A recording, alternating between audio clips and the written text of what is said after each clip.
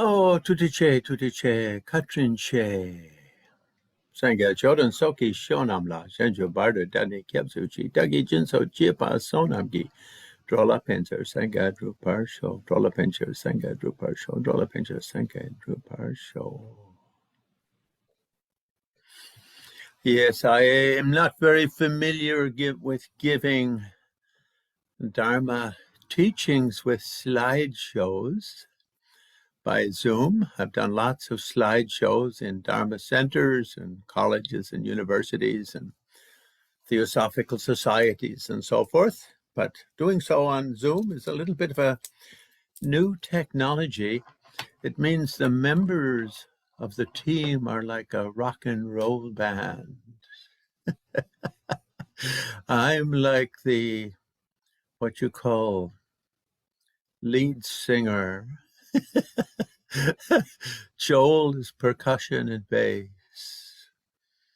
Babette is lead and rhythm guitar. Anyway, we'll try and make it work. I call it a Dharma teaching, even though it's talking about Nicholas Roerich and the works of this great artist. But I consider it a Dharma teaching because it's the Buddhist face of Nicholas Roerich. Is the name of a book I'm working on, a project I've been working on for about a little over a year now. And Roerich himself dedicated pretty well all of his adult life to the spiritual quest or the enlightenment quest. I'd begin by saying that although I knew of him from my teenage years, because he had become a member of the Theosophical Society, was strongly influenced by Theosophical Society when he was in England, when he arrived in England in 1920, and became a member of Theosophical Society when he came to America. And so remained a de facto member of Theosophical Society. For those of you who don't know, Theosophical Society was inspired by a Russian mystic, Madame Blavatsky, Helena Blavatsky, who, growing up in St. Petersburg and in Moscow, was strongly influenced by India, say Buddhism, Hinduism, and so forth from India, and by Tibetan Buddhism from Eastern Russia, from Mongolia and Tibet and so forth.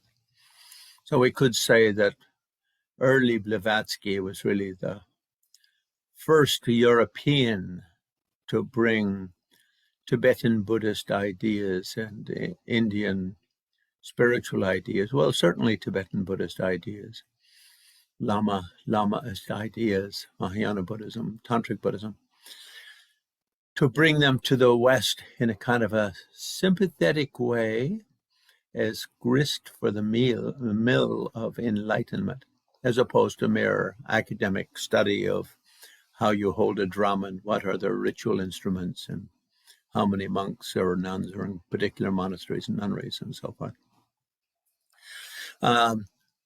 We could say Roerich's life from the time of the Russian Revolution threw him onto the international stage. And so the Communist Revolution, from the time of the Communist Revolution, he was fortunately not in Russia at the time, so didn't suffer from it. He had been a little bit ill and had gone to Scandinavia for a spa treatment for some months, so he happened to be out of the country when it happened. And from Scandinavia, he connected with some of the great artists and art movements around the world and became famous basically for doing the stage sets for Stravinsky's Ode to Spring. And when Ode to Spring opened in Paris, according to one of the newspaper reporters,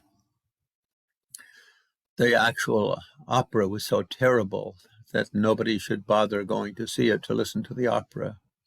But the stage sets created by Roerich were so fabulous that it was worth the price of the ticket just to go to see them.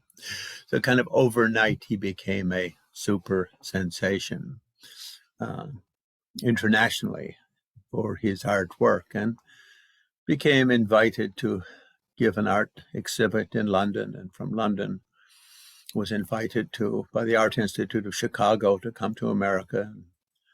A tour of I think 28 or something cities was set up for him to do salons and sort of mini shows around the country.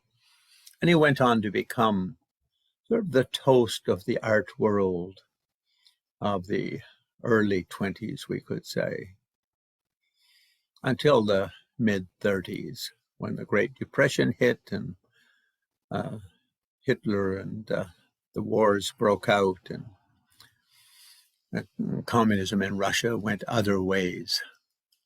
And then he retired to India and painted for the rest of his life in India. And doing that, more or less, we could say, disappeared from the world art scene, partly because of the Great Depression and partly because of the war, also for various political reasons that we'll touch upon during this presentation.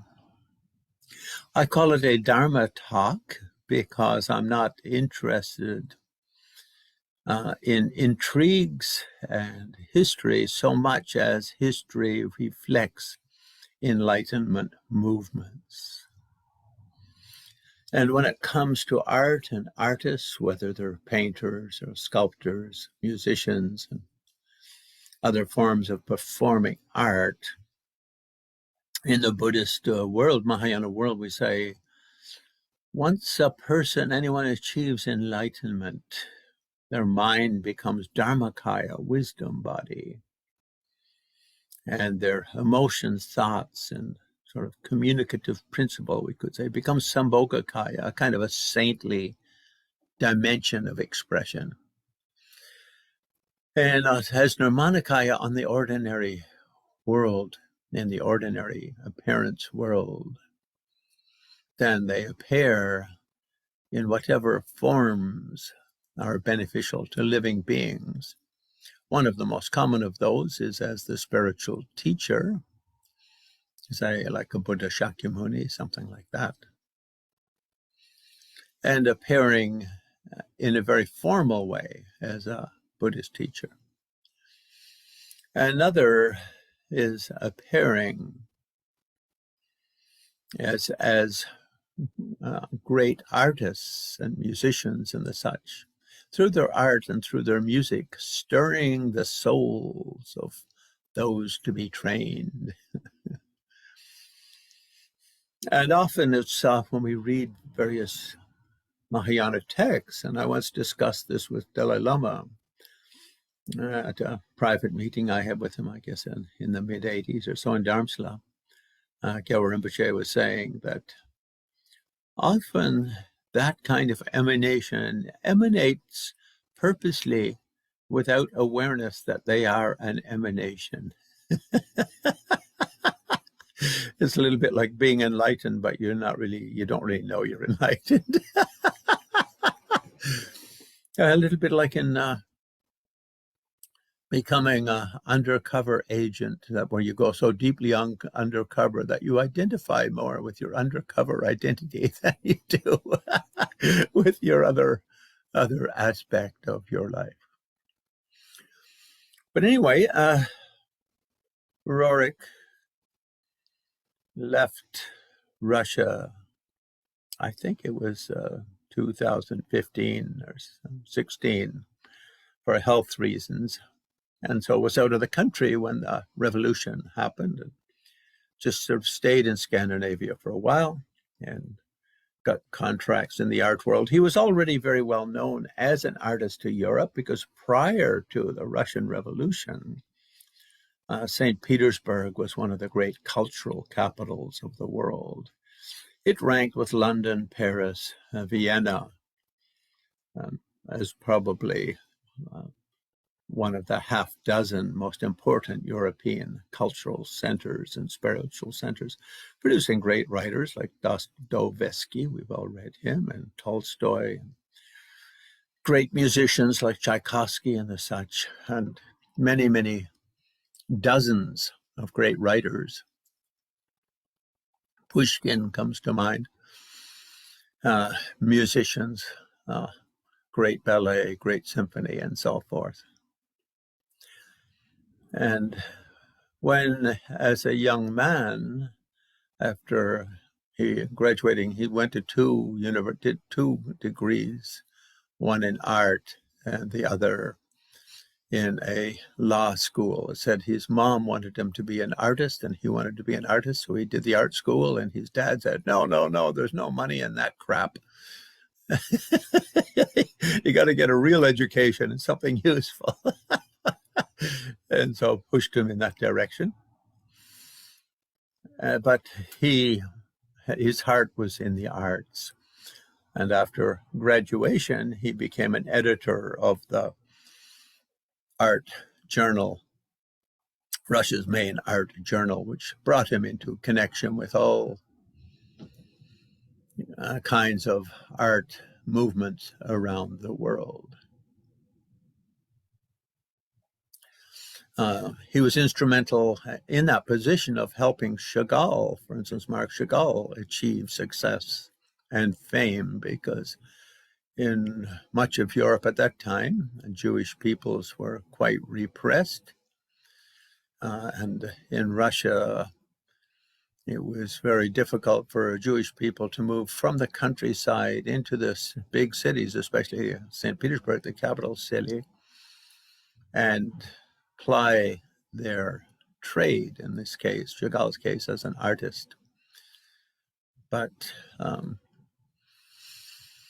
Roerich sponsored him to do so. And so that famous painting of Chagall with a horse eating a violin might never have become the toast of America had it not been for, I remember I think it was Lawrence Ferlinghetti poem in one of his books of poetry written. One of them was, "Don't let that horse eat that violin." Inspired by that Chagall painting.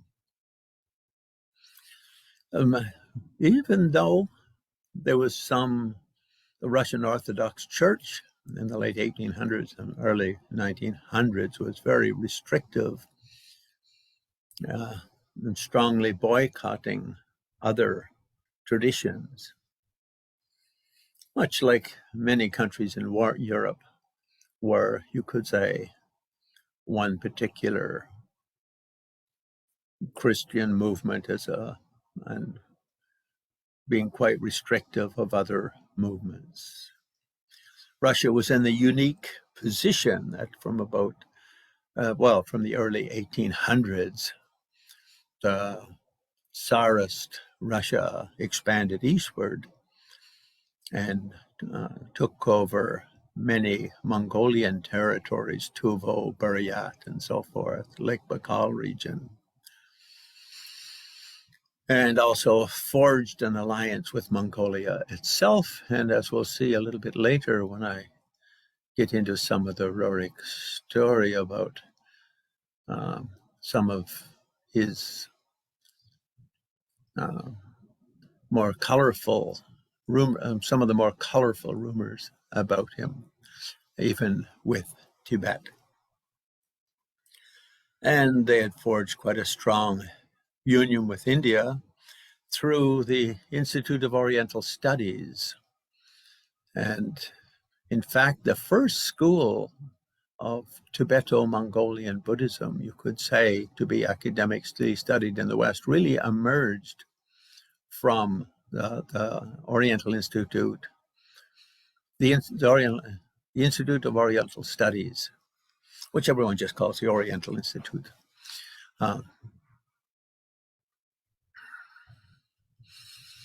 Producing great writers like Stitcherbatsky and the such, whose works were published in many languages and um, became well known around the West, but also published in English, becoming well known around the West. So in that way, Russia had a fair amount of experience, a depth of experience with Indian culture and with the Lama traditions, we say Lamaism, Tibeto-Mongolian Buddhism from its eastern territories. But the church was always quite restrictive about it. As I mentioned, Roerich became involved with the Theosophical Society when he arrived in London. And I questioned when I go to Russia to teach from time to time. I've got students in Moscow, St. Petersburg, and a few other places. And on one occasion, the Theosophical Society hosted me for something there, and I asked about Roerich and Theosophical Society in Russia, because it was begun by Blavatsky, a Russian, very charismatic Russian spiritual teacher, woman, who I should say, whose contribution is a little bit underrated these days, but she was really the first one to push for the acknowledgement by Western countries that all world spiritual traditions are equally valid to some extent. In other words, if you're not Christian, the fact that you are not a Christian doesn't mean that you're necessarily destined for hell.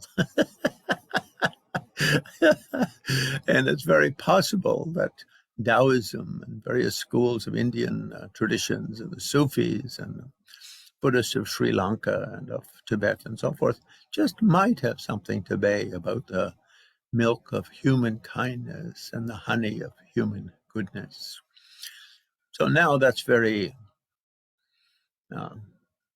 all-pervasive attitude with many peoples around the world. But when Blavatsky started that movement in the 1860s and 1870s, it was very much a breath of fresh air, unheralded and not very commonly accepted in many quarters, especially by Roman Catholic Church, Greek Orthodox Church, Russian Orthodox Church. So Roerich grew up in St. Petersburg when it had this great cultural flowering. You could say one of the highest cultural flowerings of any European country on the earth, certainly rivaled Vienna, rivaled Paris, rivaled London, rivaled Rome, and produced many great artists and so on. And coming out of it, he comes into a few situations, and I think what is that saying by Abraham Lincoln? Some people are born to greatness, some achieve greatness, and some have it thrust upon them. Something like that. Excuse me if I'm misquoting Honest Abe. I don't really like the guy because he's the one who called Chicago the Windy City because he thought Chicagonians talked too much. And I like Chicago because it's where everyone goes. Mm-hmm. Anyway, I'm telling the story of Nicholas Roerich from various perspectives today as an enlightenment parable.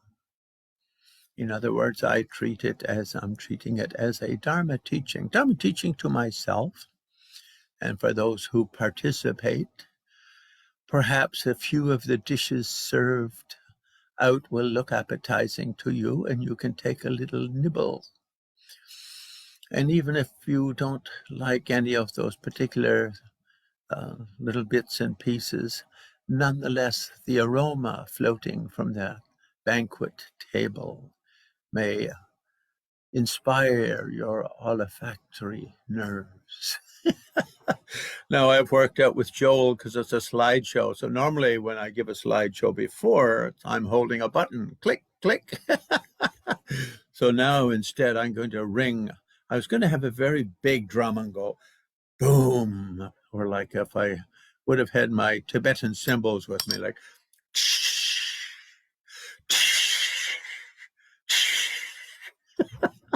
but instead we decided we'll just do a simple little.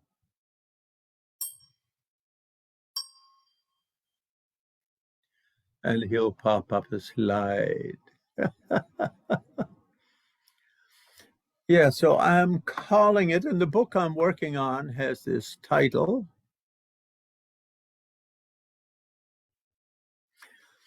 The Buddhist Face of Nicholas Roerich, artist, peacenik, mystic, spy. I wanted to call it artist, poet, peacenik, spy, because to me that has a little bit better alliteration and also euphony. But anyway, I switched to talking to Babette. She liked mystic, arctic, peacenik, mystic, spy. To me, it doesn't roll off the tongue quite so nicely, but it's easier to discuss him using those four topics. So at least for today, I'm doing it. And by the way, as I mentioned, I became involved with, aware of Nicholas Roerich as a teenager. And that came about because my mom was a British war bride. And so therefore she was in London, and in a suburb of London, I should say, Sutton, Surrey, which these days is a suburb of London. At that time, it was a town, a half-hour drive from London, I suppose, something like that. And was part of that whole sort of international enthusiasm and inspiration that characterized the era of Roerich's great popularity.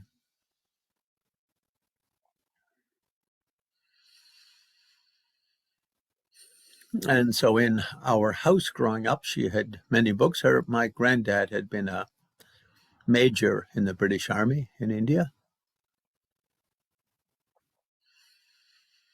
And at the turn of the century, and so all British officers in the British Army generally fell in love with Indian culture. He was there at the time of the invasion of Tibet, so British invasion or incursion into Tibet. Sometimes it's not called an invasion; it's called an incursion, because they went in, grabbed a few statues and books, and came back out and paintings and so on.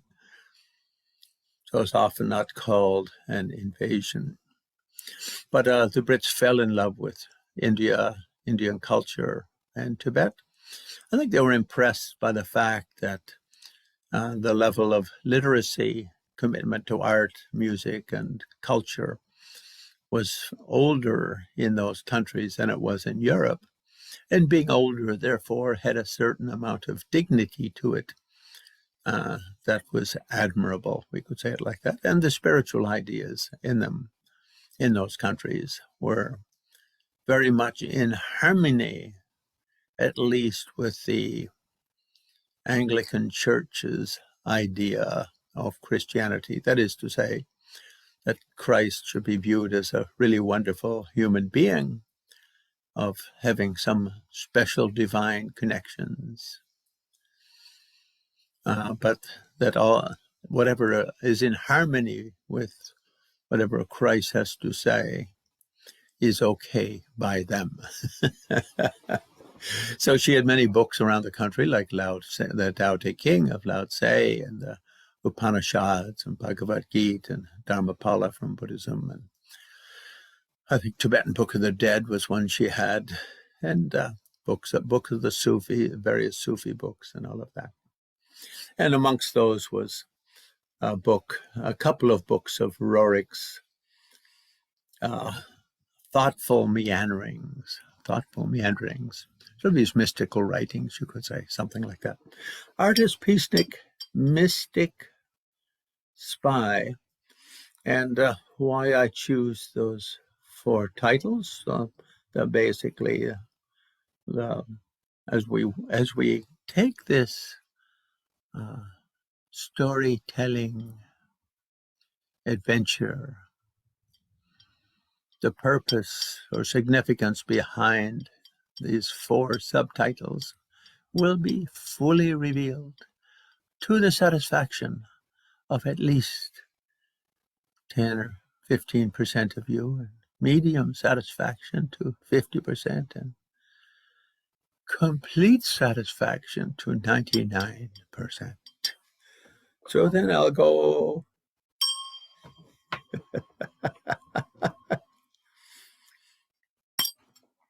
Today, there's probably 50 to 100 places around the world dedicated to Nicholas Roerich. And they all use this little logo on this front, sort of looks a little bit like a name card. His logo became Pax Cultura, peace through culture. And he borrowed for his logo, this ancient symbol of 3 circles within a bigger circle. And when he traveled in Central Asia, sometimes he'd paint these on rocks. And if he ever saw them in any other tanka or work of art or whatnot, he'd photograph them and say, ha ha, they too are 3 circles in a big circle kind of folks. One of his paintings has a Madonna-ish style lady holding up this. So it became known as the Banner of Peace, the Banner of Peace. And so that painting there is by him, in which he sort of proposes it and makes it official. And down below, where there is peace, there is culture. Where there is culture, there is peace. I think it reflects his great optimism. We could say, because I don't know if culture always brings peace or if peace always brings culture, but at least we can say it's they encourage one another more than their opposites do. And the photo on the right in this panel also is of the main Buddhist temple in Korea, known as Chogyesa.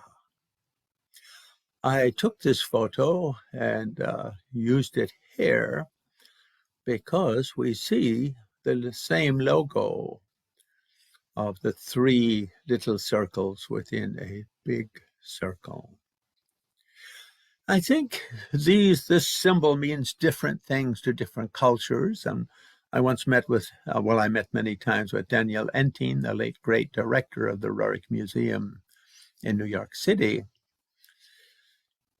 And he brought out a book of examples of where that image of the 3 circles within a big circle appeared in some ancient Egyptian stone somewhere or other, and in China, Tibet, across the Silk Road in various places. I didn't want to go that far on it. I just wanted to put the Chogyal, the main Zen school of Korea, and officially it's the only government authorized, you could say. It's the monastic school that the Korean government in the 60s, after the Korean War, American government put in a kind of a Christian fundamentalist as president of the country. And he said, we'll have two Buddhist schools, and Shogye, which has all the monks, and Wan Buddhism, which is for non-monks. And anyway, the Shogye school uses this same logo, Roerich's. Let's call it Roerich's banner of peace, but being a couple of thousand, maybe 3,000-4,000 years old. Mongolian shamans use it, so that's far before Buddhism, so it makes it more than 2,500 years old. And the way they do it is they make a big circle on the earth, and then they make three little fires representing the three inner circle. Then when they do their meditation or their ceremony, the outer circle sort of protects, you could say, from invasive energies interfering with the shamanic ritual. And the three circles represent harmony, everything above, everything below, and everything in between, heaven, earth, and then between heaven and earth, us living beings. Later on, when it became adopted by Buddhist schools, it comes to rep the three jewels, Buddha, Dharma, Sangha. The circle then represents emptiness. How Buddha, Dharma, Sangha, these things are conventionally appearing, illusory phenomena appearing in the minds of deluded living beings, but inside the circle of emptiness.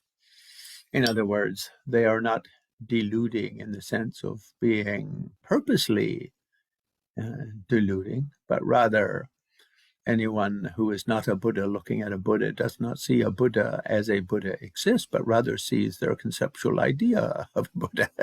Anyone thinking of Dharma who is not an enlightened being doesn't penetrate the full meaning of Dharma, but generates a vague idea of Dharma based on their own collective presence, you could say, or a limited experience and power of their penetrative thought processing. And the same with Sangha. So I wanted to start with that one just to show the banner of peace.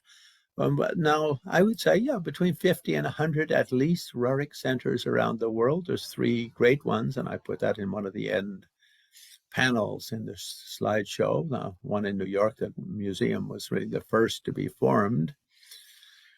Because I often speak of Nicholas Roerich as a Russian-born New York artist. And of course, the Russians don't like that. They like to think of him as a Russian artist who lived for a while in New York, and New Yorkers liked a lot. Indians think him of a Russian-born, became famous in New York, but settled in India, so was an Indian at heart person. So I think we'll now click to the next one. Ding! And the story of Nicholas Roerich is really a story of his whole family. The painting of him here is by his son, who is standing beside his Indian wife on the top right of the panel.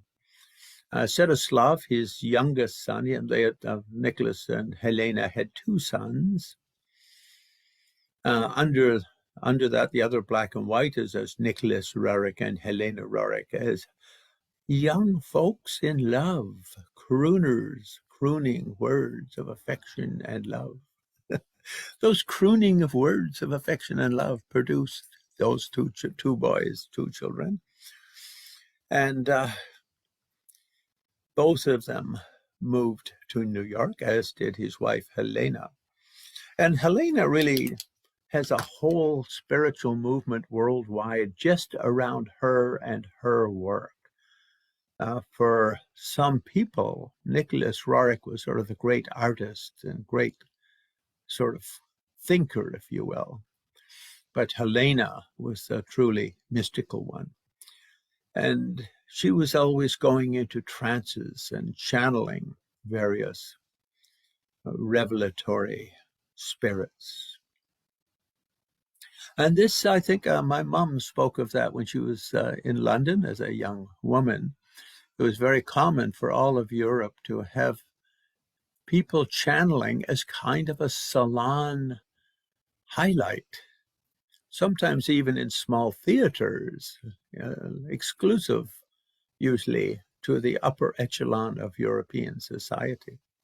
Madame Blavatsky, the founder of Theosophical Society, channeled many of the thousands of pages of text she wrote. She would go into a kind of a trance and just sort of scribble at a breakneck speed. I once went to some of the Tibetan oracles. On various occasions, I've gone to various Tibetan oracles who also channel. And they call a spirit, or in Buddhism we say 5 ways to achieve clairvoyance. One is through meditation, and one is through dream yoga. One is substance, means taking sort of psychedelics and the such. And one is to channel deities. And one is by karma, just something happened in a previous life that in this life it just sort of awakens within you. But anyway, the one of channeling is quite popular throughout Asia. It's used by shamans the world over. And it was very popular in Europe, certainly from 1850, I would say, until World War II or so. So my mom mentioned several times going to upper echelon salons where the highlight was a session with a channel. So Madame Blavatsky started and went ahead like that. Many of the other early theosophists like Alice Bailey and the such continued in that same tradition and were in that same era. And Helena Roerich seems to have had a talent for it herself as a young woman, and it continued throughout her life. And we could say in many ways this greatly influenced much of Nicholas Roerich's own life. Now, I should point out that here he is dressed in a Lama robe and shown seated in the front of what looks to me like a Tibetan monastery, although it might be some other kind of architectural design. That painting was made by his youngest son, Svetoslav, who became a really very famous artist in India after he married during his last half of his life. But when the Roerichs moved to New York, the older son, George, went on to study, I think first in Columbia, then Harvard, or the other way around. Anyway, he became, you could say, America's first Tibetologist in a way, the first one to really go deeply into Tibetan language, culture, and so on. And we'll see a little bit on that later. Svetoslav went to architectural school and came out an architect, but with a real passion for painting more than building buildings. So I'm not sure if that building behind Nicholas is Svetoslav's idea that if he were to build a Tibetan monastery, that would be what it looked like, or if it's something that he saw in his Himalayan travels. The painting in the middle of Helena Roerich, his mother, is also done by Svetoslav. And below we see George Roerich in the middle, who was the one who became the Tibetologist and did many great firsts in the Tibetan Buddhist, the understanding of Tibetan Buddhism, Tibetan culture in the West. So then we'll go ding. So now for the 4 things: artist, peacenik, mystic, spy. We'll start with a little bit about his artwork.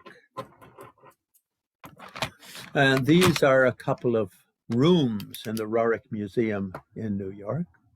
As we see later in the story of Nicholas Roerich, Spy, they started out with a very large building, but because of political changes in the 30s, They ended up losing that building. It was, I think, a 24-story building dedicated, known as the Masters Institute, dedicated to Roerich's vision, artistic and spiritual vision, you could say. But they lost it during the Great Depression, and then in the early 40s, I think, managed to get this house up on 107th Street, which is, I think, a 4 or 5-story house, and has managed to keep a couple of thousand of the major and minor paintings created by Nicholas Roerich during his lifetime, as well as a lot of documentation, which will sort of be interesting for future enthusiasts. Nicholas Roerich, we could say, comes at the sort of tip end of the Impressionist age of painters. The difference with him, I think, is that the difference with him is that he was very fascinated with Asia and Asian spirituality. And therefore, I use this expression, the Buddhist face of Nicholas Roerich, because I think of his 500 greatest paintings. For me, a half or 2/3 of them are either directly or indirectly Buddhist in expression. He's sometimes categorized as a Russian symbolist. Anyway, and if you go to New York City, if you ever get to drop in, please remember they're closed on Sunday and Monday, but the other days are open, I think, till 4 in the afternoon or something like that. But it's a very wonderful part of New York. You just basically go up Broadway all the way up, or you can go up Riverside Drive, pull a right if you're going up Riverside Drive, pull a left if you're going up Broadway. And you go on to 107th Street. So Nicholas Roerich, when he traveled and lived in Asia and traveled through various parts of India and up through Turkestan, the old Urumqi, Shambhala region, and up through Mongolia, outer inner Mongolia, and Russian-occupied Mongolia, various areas. He also collected many Tibetan tankas and Tibetan statues and so forth. Being a big enthusiast of Blavatsky basically endorsed, we could say, or was most impressed by or inspired by the Dalai Lama school of Tibetan Buddhism.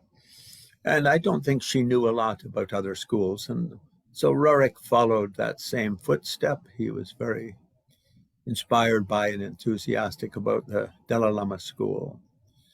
And probably the reason for that is more historical and contact than anything else, because Eastern Russia, the Mongol republics of Eastern Russia that had fallen under Tsarist control, as it's sometimes put in history books, as well as Mongolia itself, had been mainly Dalai Lama school since about 1690 or something like that, the 1680s and 1690s.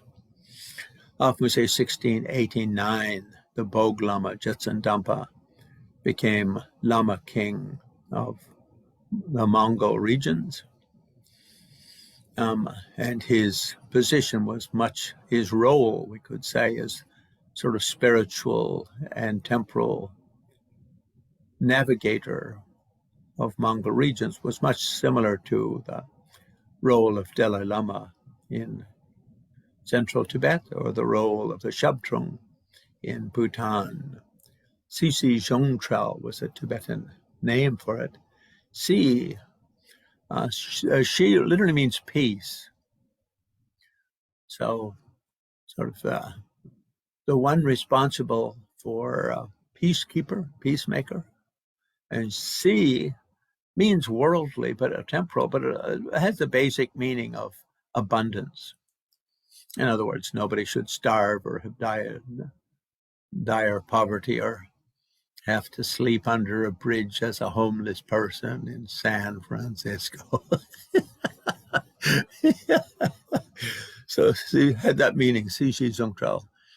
Everything to do with the body and the mind. The Dalai Lama once said to me in an interview I did with him, there, Xi, peace, means should contribute to the inner peace of people, the spiritual growth or the enlightenment.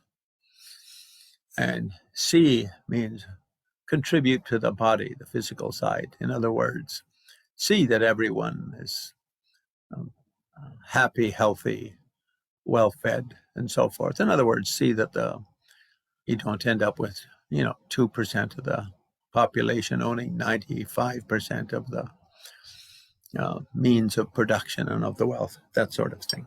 But anyway, so many of his arts, well over half, are either directly Buddhist or inspired by Buddhist or hinting at something Buddhistic, we could say.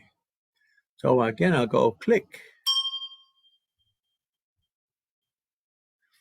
As I mentioned, whenever Roerich noticed anything with the 3 circles for his logo, banner of peace, he liked to photograph it, and often he would then make it into a painting. So this one he makes in 1933, after a long expedition he did went across India up into Ladakh, from Ladakh over to the Silk Road, traveled across the Silk Road to Urumqi, and then traveled up through what today is Kazakhstan, but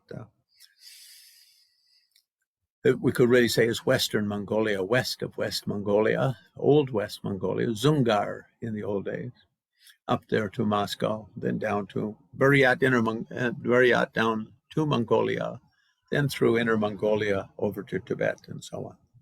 So this white stone with the 3 jewels, the 3 Chintamani's, and with the mantra written in front, Om Mani Padme Hum, Om Mani Padme Hum, Om Mani Padme Hum, Om Mani Padme Hum.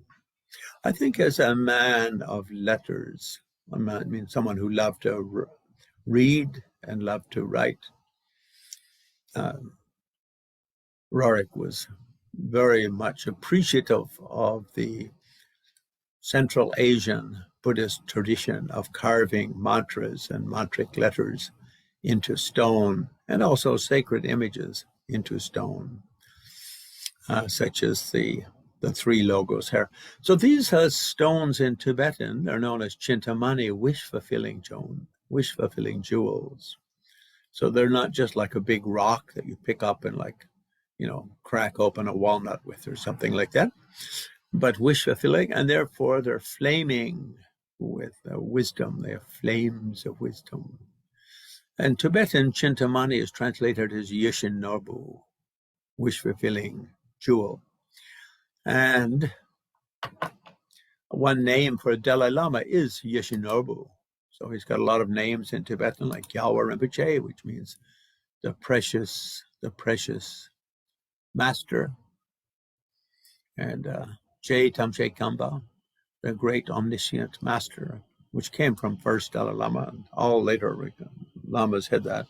I think Gyalwa Rinpoche comes from second Dalai Lama, because he built a monastery called Gyal up at the Palden Lama Lake. So anyway, then he starts becoming Yishinobu, wish-fulfilling jewel, because he performed so many wonderful deeds, bringing great benefits to all, not just Tibetans, but all Himalayans. I mean, the benefits of Dalai Lama teaching, from first Dalai Lama, second Dalai Lama, third, fourth, fifth, especially those early 5, 6, 7 Dalai Lamas. Their lineages transformed and uplifted the Buddhist culture of everywhere, from Mustang and all of that down to the Solokhumbu, the Mount Everest region, into Bhutan and all of those kind of areas. So a great wish-fulfilling jewel. And then again we go ding. Star of the Hero, one of my favorite Roerich paintings. He paints this in 1936.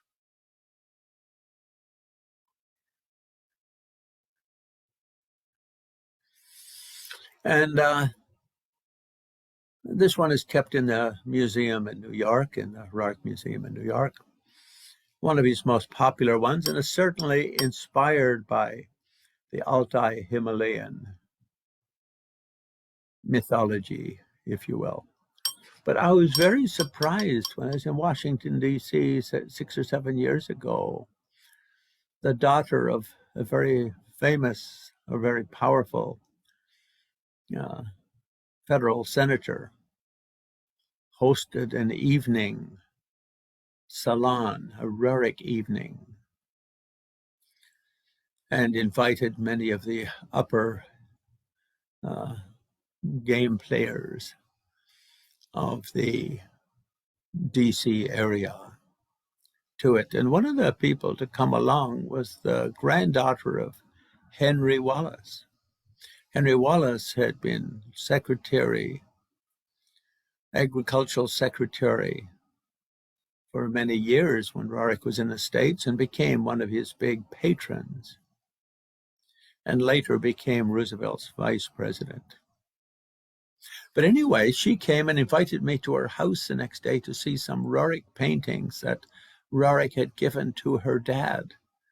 And one of them was a small, roughly 12-inch by 10-inch, or maybe 14-inch by 12-inch image of this. So it was basically the study he used for making this masterpiece. With many of his paintings, he would start with a small one, and then he'd experiment with different sizes till he came up with what was the most perfect one. And this one here, we can tell the mountains certainly are very much inspired, and the dress the man's wearing very much inspired by the Ladakh area, or that western upper Himalayas, you could say, Ladakh, Luhu, Spiti, Kannur, along those areas. Star of the hero. So I think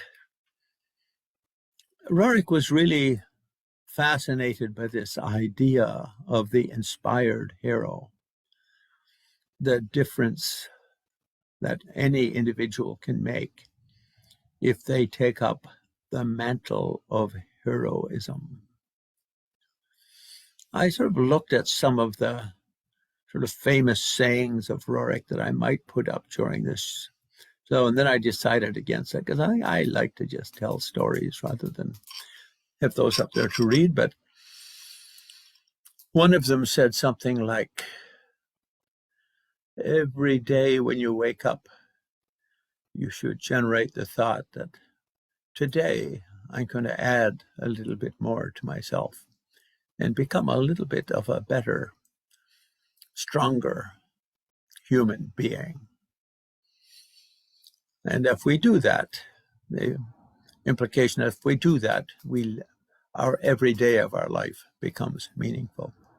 So it's a little bit like our Buddhist bodhicitta, isn't it? When we wake up in the morning, we go, Sangha so Geshanam La, Janjo Bardudan, he gives a chita, Gijan, so Jibasona Gitra, La Pensers, Sangha Drubashal.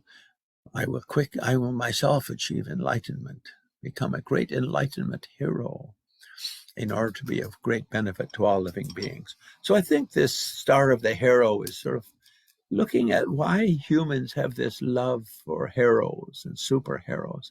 Hollywood today, right, they only make money on Marvel comic books, Spider-Man, Superman, Batman, Batgirl, and all of these kind of superhero kinds. And I think in the Buddhist world, we think that that is a natural instinct that everyone has. For it to become useful, we have to stop sitting around waiting for some other hero, heroine to show up. We ourselves have to become that hero, heroine. So I think in many ways, this star of the hero is inspired by that aspiration. So, ting.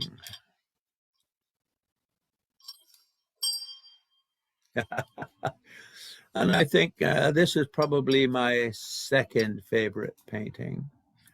He makes this after returning from Tibet, so 1925 to 1928. He travels up through all those regions I mentioned. And he gives us the light of Asia. At the time, a very popular book was A Life of the Buddha, written by Edward Arnold. Sort of, you could say, a British interpretation of the Lalita Vistara Sutra, the famous sutra sort of on Buddha's life. Lalita Vistara means the playful drama. In other words, a Buddha doesn't really do anything. A Buddha stays in the sphere of infinity. But a whole drama appears around the Buddha, around an enlightened being. When I say Buddha here, let's talk about it's you as a future Buddha. When you become a Buddha, you stay in the place of nirvana, unmoving, but the world spins around you, and you naturally emanate out to completely satisfy whatever situation appears. And so Edward Arnold did a book based on that Lalita Vistara, the playful theater, the playful drama, how an enlightened being goes through a theater of activity but never moves from the place of complete inner peace. And this painting, I think, is inspired by that.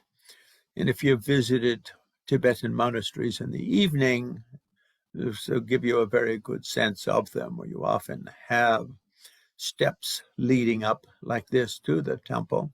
Most temples are, and monasteries, temples, and so forth, are raised off the ground reasonably high, just in case, because Tibet is a high, dry area. So if you do get sudden rainfalls, you can get flash flooding.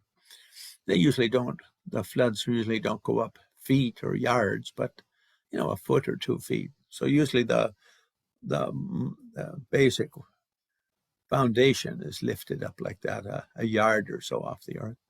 And if you, for instance, when I was in Drikung in Tibet, Drikung Til, the head of the Drikung Kagyu school, they have a chapel that is very, very much like this. When you walk up, you see steps just like that. And when the doors swing open, you have a view of the great images inside.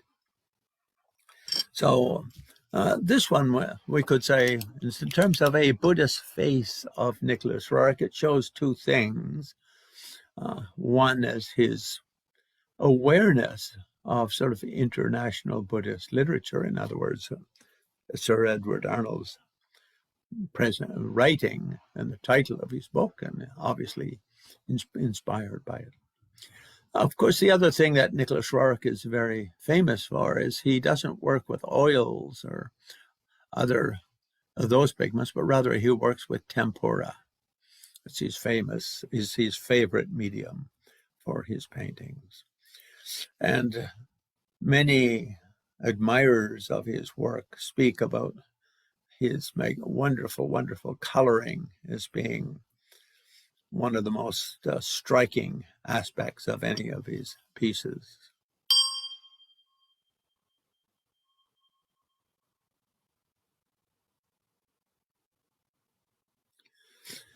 And so this one,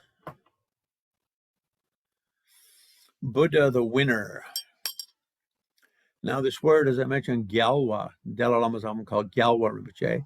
Gyalwa is a translation of the Sanskrit Jinnah, which means victorious ones, the victorious one. Now, why is a Buddha victorious? Because a Buddha is victorious because a Buddha has conquered the inner klesha and nyer avarana. In other words, transcended all delusions and mental, emotional distortions, perceptual distortions, as well as the instincts thereof. Therefore, another word for that is Bhagawan, Chom Dende in Tibetan, having the same kind of meaning. Chom means destroyed all of those limitations of the perceptual apparatus, the Gnostic aspect of our being, the Gnosis aspect of our being.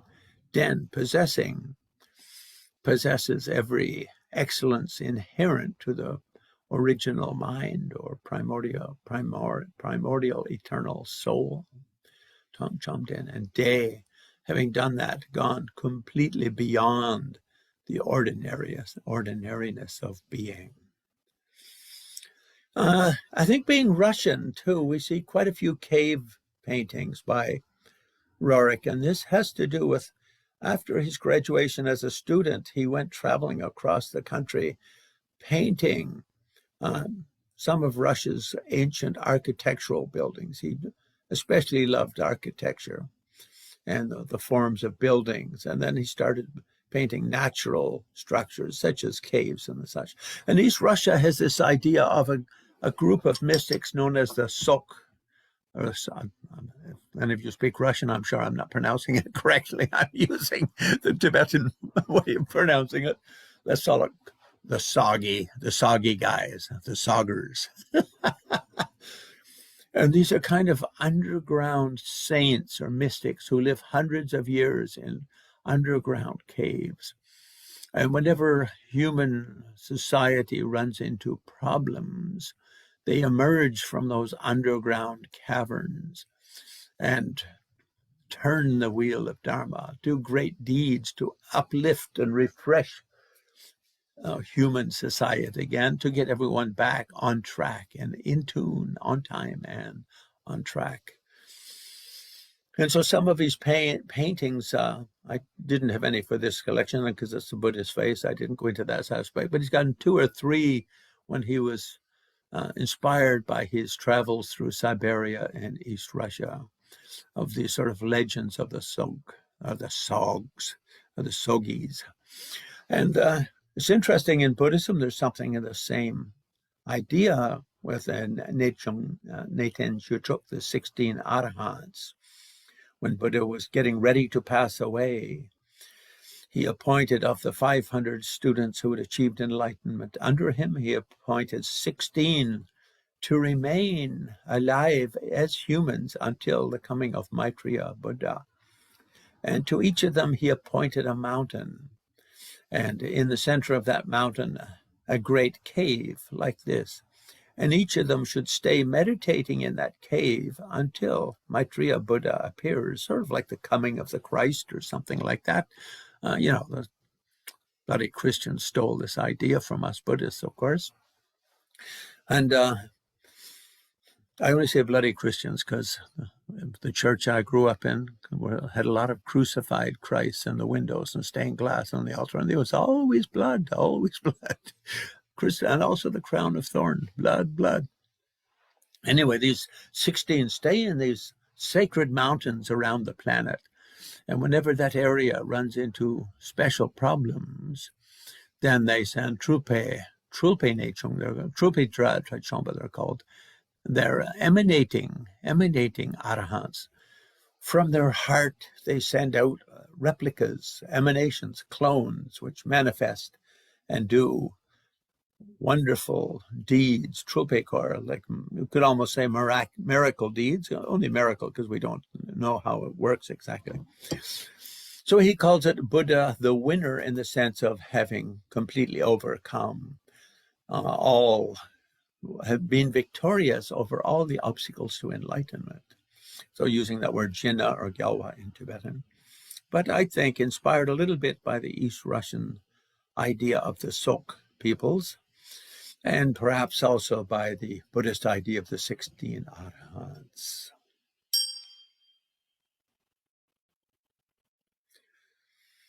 I included this one just because it belongs to a friend of mine in Texas. And when I curated an art exhibit, Mongolian art exhibit for the Oglethorpe Museum of Art in 2008 to commemorate the 800th anniversary of the great Buddhist king, Genghis Khan. And we had trouble getting the Mongolian art out of Mongolia because of some political instability came up. The government fell, and they're very strict on any art leaving their country because of our early communist kind of, you could say, bureaucracy. They still have that. And so we couldn't bring the pieces from Mongolia we had planned. So I phoned up Don Rubin at the Rubin Museum in New York and said, yikes, yikes, what should we do? We're only 2 months away. And the government has fallen, and so we're told we have to delay it for 6 months. And he says, don't worry, I'll get half a dozen friends who have good Mongolia collections, and I'll pay the shipping for them to ship their pieces to your museum. And you've done me some favors. I'll bail you out this time, Glenn Mullin, but don't forget it. And someone else I had a contact with was this woman in Texas, Dallas, Texas, whose mom had collected many Roerich paintings in the late 1930s, early 1940s. And this was one that had belonged to her.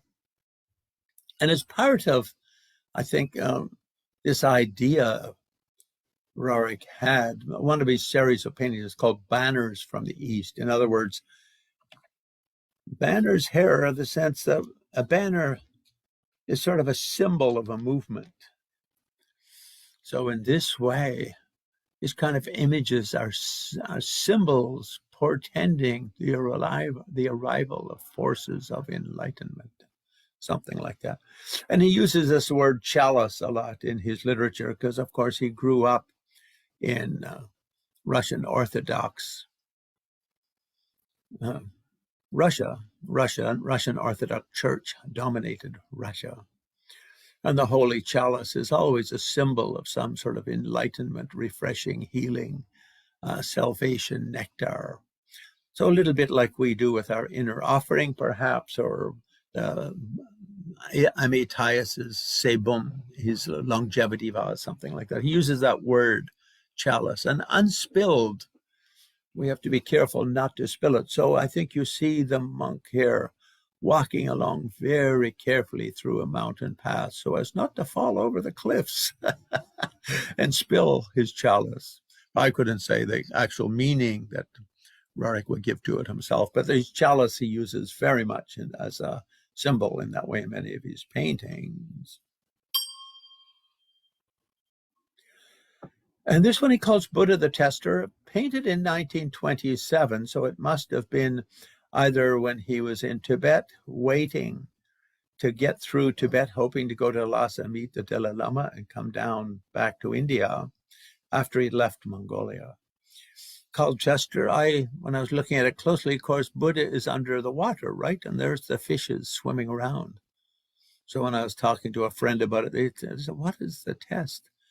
I think he's testing how long he can hold his breath.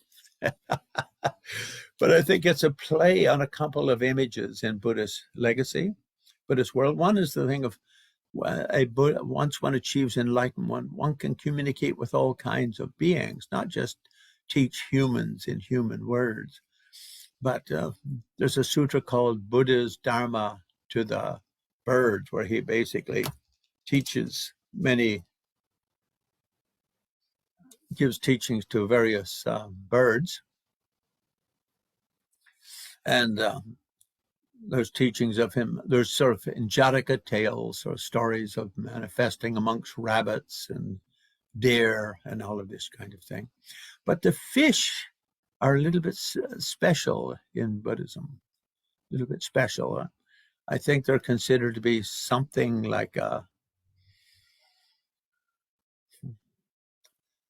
one professor friend, I think it was in University of Toronto, he said, Buddha's the fishy Buddhist story. Buddha gave various levels of his teachings to different recipients. And one of them he gave to Nagas under the sea, the under the sea Nagas.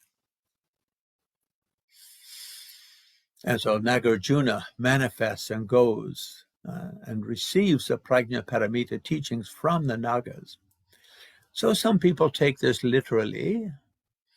Others, I remember one of my lamas back in the 70s, and he says, but that symbolism is used, but there a Naga is used to mean a kind of a great saint or mystic. In other words, perhaps one of those 16 arahants or sort of special mystics with great powers of longevity and with the specific task of being given a teaching that has a time clock on it, like a time, what's it called, a time capsule, a time capsule. So there's this idea in Buddhism that Buddha gave many levels of teachings, but not all of them to be taught everywhere at once.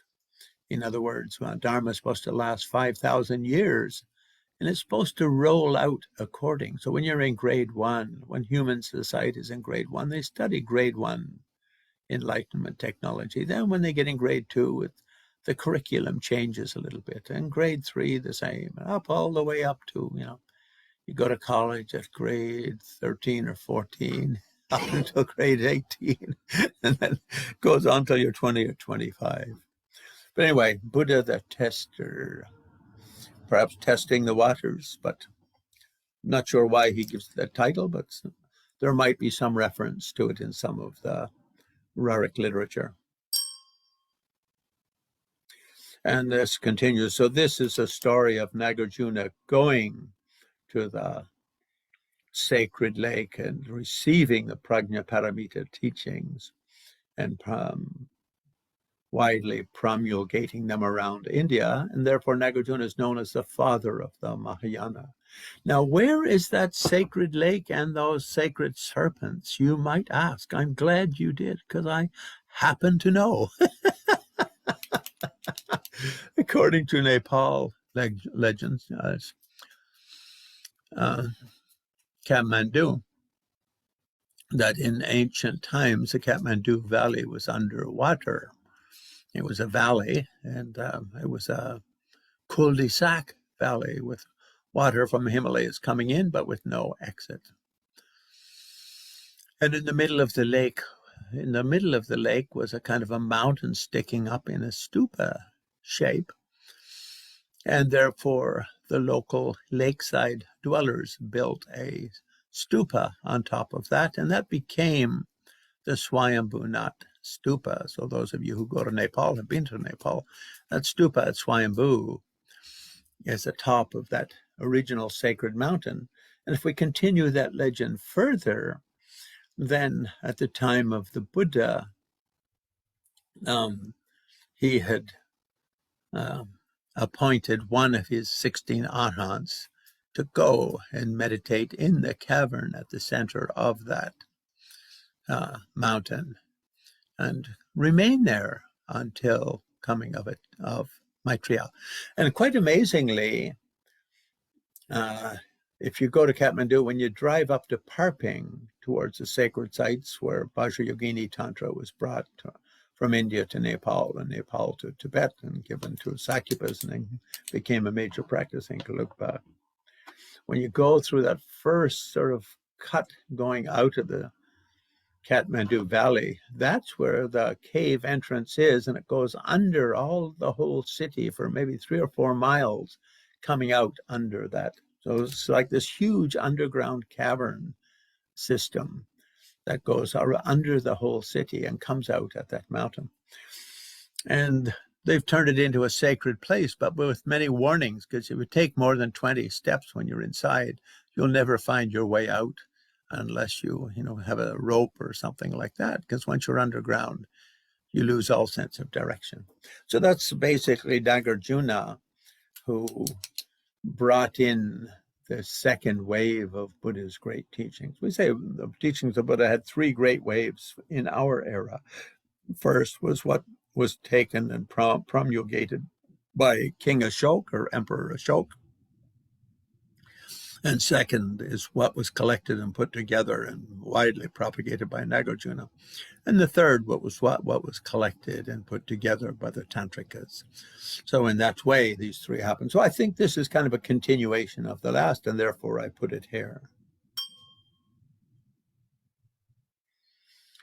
One of my favorites, Tidings of the Eagle. You can't tell if the Lama is meditating on a levitating and the bird is sitting on the rock, or the bird is levitating and the Lama is sitting on a rock. But when you travel in Tibet and through many of the rocky regions, so he painted this again, either while in Tibet or just after returning to India, because he left, well, he could have painted it also, I guess, in Mongolia when he was there, but probably either in Mongolia or in Tibet, or immediately upon returning. And again, because Blavatsky was very strong on Dalai Lama school tradition, because all of East Russia was Dalai Lama school, the monk in question is said to be, is by the color of his hat is yellow school, so the golden hat school coming from Lama Tsongkhapa. Therefore, the Dalai Lama Panchen Lama school. Tidings of the eagle, again, is this sort of idea that nature, the birds, and all of these beings communicate with us at all times. And so it's the eagle is kind of whispering hints to the meditator, sort of inspiring the meditator's, visions. So let's just go through a few here, because we're going a little bit too slowly, because I love telling stories. So I'll just go ting. Oh, yes, banner of the coming one. So it's hard to say. You can't really tell from this, unless you're very close up, if that's a Maitreya, because Maitreya is often referred to as the coming one. Otherwise, sometimes also it's the king of Shambhala, because he was a very strong Shambhalaist. Painted in 1925, so that's after he traveled up through Ladakh, across Chinese Turkestan, and went up to Russia. So presumably this was painted while he was in Moscow. We just presume that, can't really know, but basically inspired by one of the valleys and images on that journey through Ladakh, Luhul Spiti, that sort of area. This one's simply called Tsongkhapa, 1924. So he'd come back to India and was living in the Dalai Lama's house up in Darjeeling, or Kalimpong area, and therefore was inspired to make this kind of a painting. And up in Darjeeling, then of course you get all those walkways up to Sikkim and that area. So you have these great mountain formations and rock formations, which make for great meditation sites. Another of his favorites, Milarepa, painted again in 1925, so very early, and presumably painted either as he was traveling from India up to Russia, or over the winter that he had to spend in Moscow before leaving spring for Buryat in Mongolia. And Padmasambhava, 1924. So presumably painted while he was living in the Dalai Lama's house in Darjeeling, Kalimpong area. And here there's someone meditating, and Padmasambhava is just sort of drooped over the hills. And, when he was here, already Evans Wentz had come and gone from that part of the world and had studied with Dawa Kazai Sandup and taken Dawa Kazai Sandup's translations of the Tibetan Book of the Dead, the Life of Milarepa, and all of those. And although they weren't yet published by Oxford University Press, they'd all been already been translated, and a fair amount of knowledge of them was known.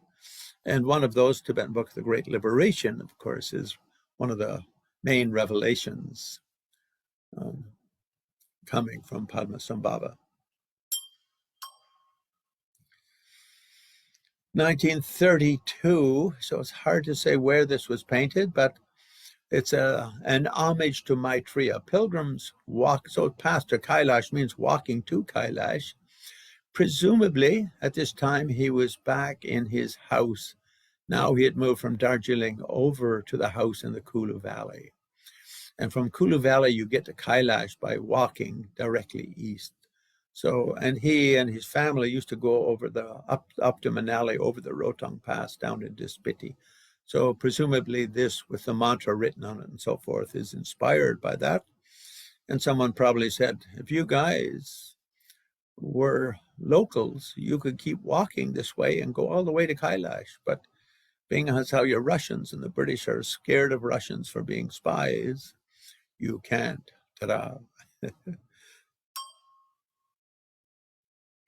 Hill of Tara, presumably in the same area in Lahul Spita Valley. And we have a Chudba, someone practicing Chud from the Machik Labdan. And presumably there is a hill in that valley with the name Tara, and he was inspired by that to make this painting. I think this is my favorite painting that he did based on his Mongolia experience, because Tibet has big mountains when they use these huge public festival tankas. They just roll them down a mountain above the monastery. But in the steppes of central Mongolia, there are no big mountains, just little rolling hills. And so they put up these scaffoldings. So presumably when he was there in the spring of 1926, was it 26, 27? Presumably he was there at that time. This festival took place, and he was inspired by it to make this kind of painting. Those of you familiar with Tibetan Buddhism, this is called Sring La Sum, the trinity of the three healing deities. Amitias in the center, White Tara to the right, and Namgyalma, after which the third Dalai Lama's monastery is named after the healing deity in the left. The reason why his monastery is called Namgyalma is when the third Dalai Lama was in Drepung, he got ill and it looked like he might pass away. And some bright spark, probably the state oracle, said, oh, if you do Namgyalma ritual for him, he'll get better and will achieve greatness. So they did Namgyalma for him, the healing ritual of Namgyalma. And from that time on, a quorum of a dozen or so monks were kept constantly doing Namgyalma. I don't know how often, but a few times a month to encourage to strengthen the life force and success of the third Dalai Lama. And he went on to become the first Dalai Lama to carry the name Dalai Lama, because he became so great that he became guru not only of all central Tibetans, but all Mongols and many Manchus and Kampas and Namdapas and so forth.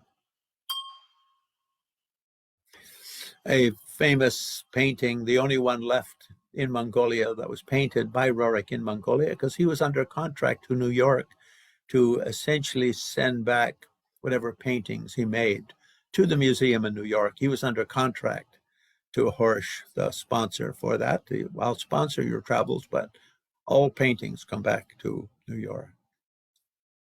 And so that one he gave, I think, to was either the president or vice president, maybe prime minister, something like that. I can't remember, but one of the government leaders. He wasn't very happy about having to do that because, of course, it was a violation of the contract. And one of his books is on Shambhala, so he did many paintings of he was very fascinated by the legends of Shambhala and Buddhism eventually, the world eventually coming to some sort of crescendo of peoples pushing and shoving one another. It looked like the forces of darkness will win and the forces of light will lose, and then there'll be 1,000 years of darkness. But then out of a small little mysterious place comes a superhero, the king of Shambhala. And he comes in and turns the tide, and the forces of light win, and we have 1,000 years of a golden age. For that reason, Dalai Lama gives Kala Chakra initiation quite often, and it's supposed to help with bringing the 1,000 years of golden age as opposed to 1,000 years of darkness. For that reason, he often calls them Kala Chakra for world peace. This one, I think, is when Roerich left Mongolia to go to Tibet in the autumn, I think it was, of 26, or late summer of 26, or summer of 1926. They crossed the Black Gobi, and then they come up into Amdo near someplace called Alashan. And according to Dalai Lamas and many others, that's the location of Shambhala. And when they were there, he stopped and his family stopped and made a stupa, a beautiful little wood stone stupa, took a pause. And one day, he and his wife and George, they disappeared from the camp and went into the mountains and did meditation in what they think was Shambhala. So this is like a pilgrim to Shambhala, sitting on the mountain, looking toward Alashan, towards the sacred passage into Shambhala. And when the 13th Dalai Lama came into exile when the British invaded Tibet in 1904, and he was carried to Mongolia for safekeeping, so he wouldn't be murdered by the British or forced to sign some sort of treaty that Tibetans didn't want. Then when he went by this area, Dalai Lama said, "Oh, yes, this is the entrance to Shambhala up there." He did about a series of about a dozen of these message or arrows to Shambhala, a dozen of this kind of painting with arrow archers shooting arrows up to Shambhala or down from Shambhala. In other words, it's kind of sending prayers to Shambhala, and Shambhala sending back messages for how to bring the 1,000 years of peace. He also, in his fascination for heroes, loved Gesar. Ling Gesar, as Tibetans call him. He's become a Dharmapala in many Tibetan schools. And Nyingma Lamas give the initiation of Ling Gesar. When my eldest son was teaching in eastern Tibet in Dartse-do in the college, there was a Tibetan monastery there where they were making a set of 300 tankas telling the various adventures of Ling Gesar. And these sort of meditation cave mountains of here you've got, so Ladakh again, it's largely Gelugpa, so presumably this is something that was inspired him on his way through Ladakh. I'll just keep ringing here. We'll just run through these, then take our break, and I'll go through the other bits. La da da da, do do do do, dee dee dee dee, ha ha ha ha. Ho, ho, ho, ho. So that's the Buddhist face of Nicholas Roerich as an artist. So let's take a 10-minute break. Yeah, so I don't have so much time to go through the last three topics. Anyway, I'm mostly myself very fond of Roerich for his artwork and appreciative. The other aspects of his life, I'm sure, are equally beneficial for, and perhaps even more relevant to other types of peoples of dispositions. But I've always, for me, felt that art is one of the wonderful ways. Someone's microphone is on. Art is one of the wonderful ways for communicating the spirit of enlightenment. So here, whoever microphone's on, if we could turn that off, that would be good. Whoever microphone is on, please turn it off. Aha, please turn it off. Joel, can you mute the mics on everyone? Joel? Okay, I'll just continue anyway. So I'll go back to the other image first, please. Go back. There we are. Yes. So as a peacenik, he basically started promoting something called the Roerich Peace Pact in the mid-20s. And his main sponsor in New York became the Roosevelt family. Well, Eleanor Roosevelt and Eleanor Roosevelt's mom, and that brought many great, powerful New Yorkers into his sphere. And so we can go to the next one now. Yeah, so then in the mid-20s, some wealthy students gave him gave a small building to him, but then a billionaire decided that this is the formation of the League of Nations and the beginning of a brave new world and all of that. And so the world, this 1,000-year era of prophesied peace, just might come about, and I would like to be part of it. So we built this, the Masters Institute, dedicated to the Roerich. So it was known as, Roerich called it the Masters Institute and designed the foundation stones. And 3 stories on top were given just for the artworks of Nicholas Roerich, and the others were rental apartments, supposed to be bringing the geniuses of the world, a great think tank to solve the world's problems and bring in the world the next era of peace. Albert Einstein was very supportive of it because he also was a peacenik, if we could use that term. And as Roerich traveled, he brought back a lot of bric-a-brac, including this complete Tibetan bookcase with the Kenjur and Tenjur, all of those kind of things, which he thought would be energy sources bringing about great world peace.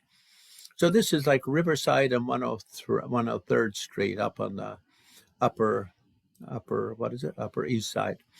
So next, click. And that Roerich Peace Pact started picking up momentum, and places like Paris did sort of promos publishing on it, in Mexico and all kinds of different places. And then then in 1929, he was nominated for the Nobel Peace Prize. And if we look at this image on the right side, we see the New York Times article. If I would have wanted to download an actual graph of it, I would have had to subscribe to New York Times for a year. So I just did this, and trust me, it's the article reporting of him being nominated for the Nobel Peace Prize. And the text in the middle, I think, is after he actually receives the Nobel Prize, after the Roerich Peace Pact becomes signed by President Roosevelt and the leader of 21 countries. And so this is Roosevelt, and with Henry Wallace on Roosevelt's left, to your right, as you're looking on who was Secretary of Agriculture. And he was instrumental in setting up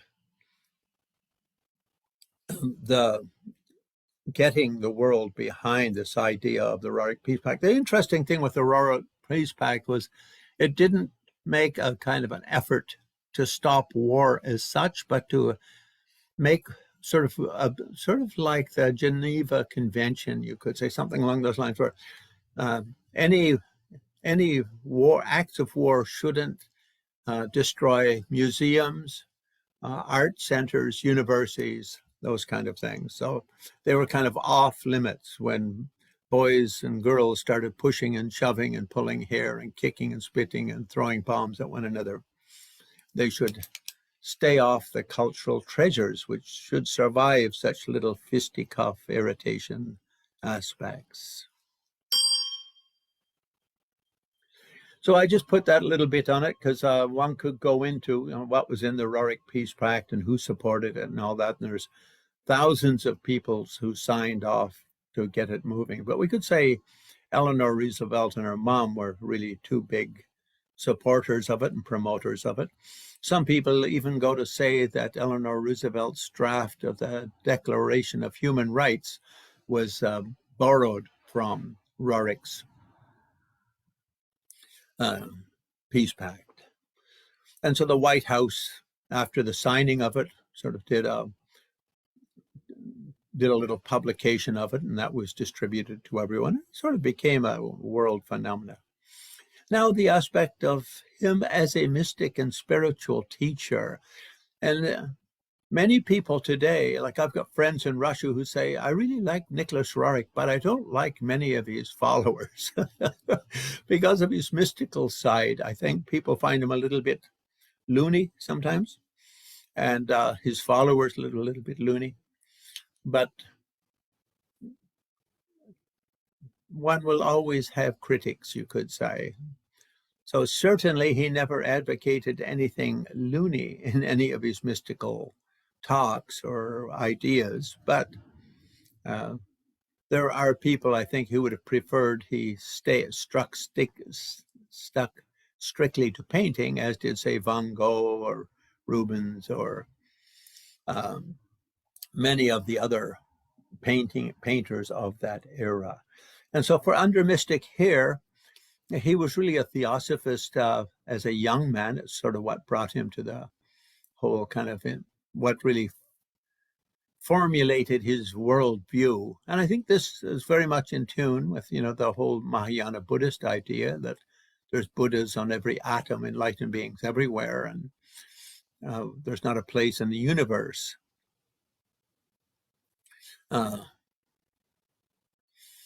where enlightened beings do not manifest. And I think this is also true in Hinduism. The Brahma manifests all places, and so on and so forth. So I think it's sort of an idiosyncrasy of the three Semitic religions, the Jews, the Christians, and the Muslims, to think of themselves somehow as extra special, unique, and above and beyond, the chosen, the saved, and the saviors, that kind of thing. So he sort of has this Mother of the Heavens on the top left is one of his most popular paintings, I think, with women of the world in a spiritual way, inspired by everything from the Madonna idea in Christianity to Tara in Tibet and Queen of the Heavens in Taoist mysticism, sort of the universal force of the mother as a force of nature. And the painting of St. Francis Assisi, very well known, Mohammed down on the bottom left. And one of the old shamanic gods from the Scandinavian era, and Isa in the center. And so in this way, he looked to all of the different traditions as having something to offer in the direction of enlightenment. I think it was 1929, his wife Elena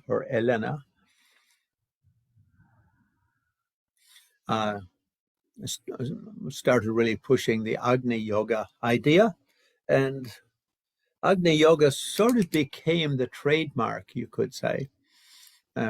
So under his mystical umbrella, you could say, Roerich, but especially with Helena, was very strong on Agni Yoga, the fire or the light that's within all traditions.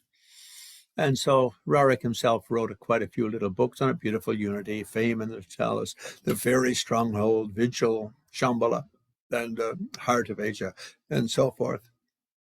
And he does these two very much inspired by the Far East paintings, those of Kuan Yin style paintings of the now Tumo in Tibetan inner fire is a female quality.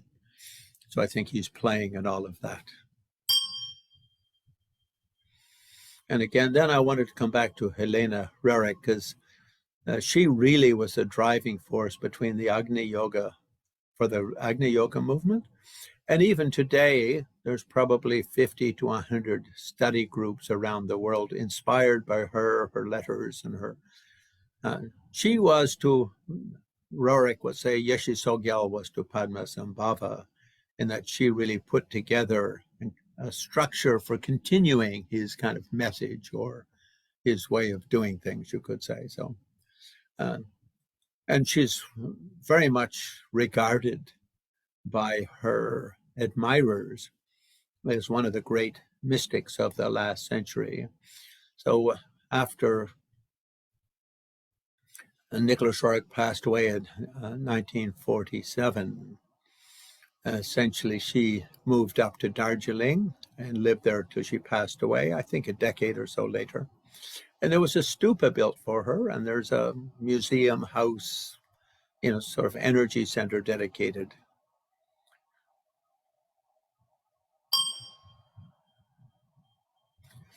And then I wanted to do something on George Roerich, my favorite, because he, being a translator myself, I have a soft spot for translators.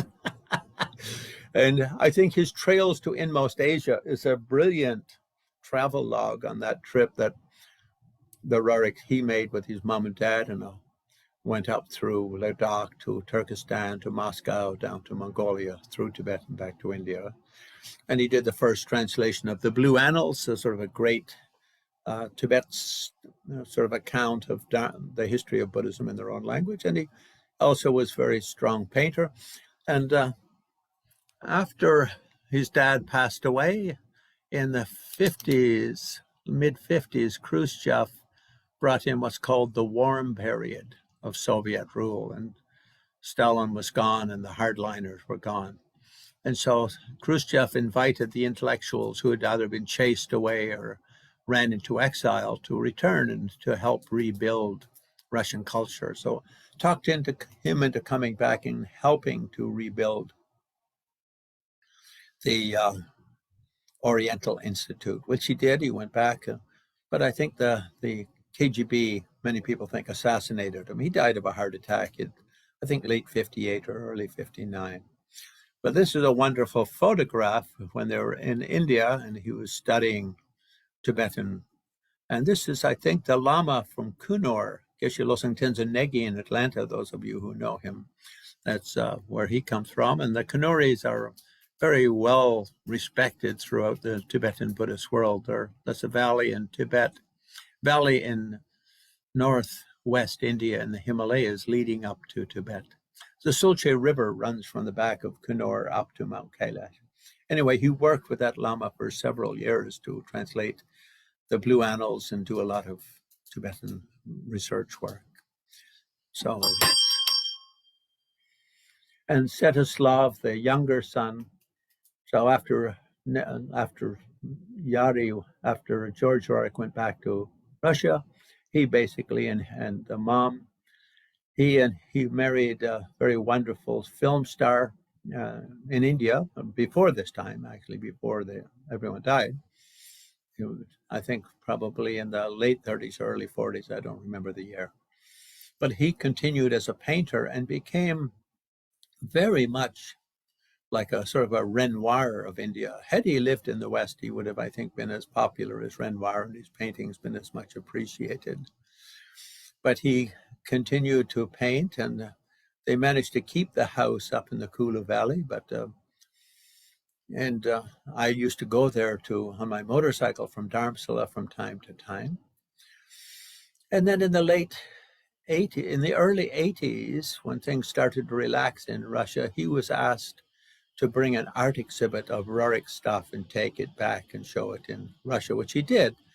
And the line up to see it in Moscow, we just went for blocks and blocks. Some of my friends mentioned being there, and you had to stand in line for hours to get in. It was so long.